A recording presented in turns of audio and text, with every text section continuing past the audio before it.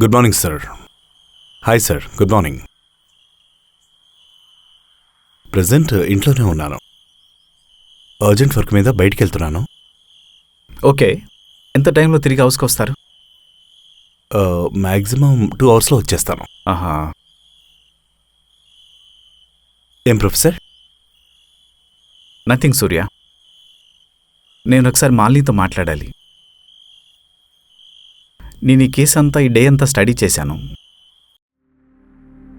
నాకెందుకో రాతోడు ఆత్మ మాలినీని కలిసిందంటే అనుకుంటున్నాను.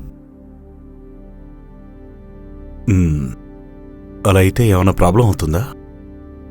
నో, భయపడాల్సింది ఏం లేదు. నేను మాలినీతో మాట్లాడి తన్ను ఒక 10 minutes హిప్నటైజ్ చేద్దాం అనుకుంటున్నాను. ఎందుకంటే తన మైండ్ని సబ్కాన్షియస్లోకి తీసుకువెళ్ళి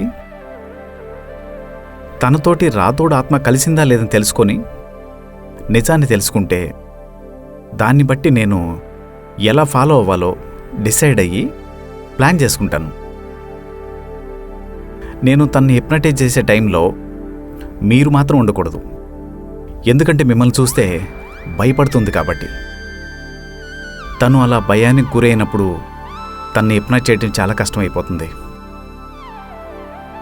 అయితే ఇప్పుడు నన్ను ఏం చేయమంటారు? మీరు ఒక పని చేయండి. తనతో నేను అర్జెంటుగా బయటికి వెళ్తున్నాను, నిన్న వచ్చిన ప్రొఫెసర్ వస్తే నేను వెంటనే వస్తాను, ఆయన్ని కూర్చోబెట్టి కాఫీ ఇమ్మని చెప్పండి, తనతో మాట్లాడుతూ ఉండు అని కూల్గా తనతో అనుమానం రాకుండా చెప్పండి.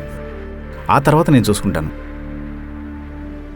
ఓకే ప్రొఫెసర్, మీరు చెప్పినట్టు చేస్తాను. ఓకే, ఉంటాను సార్.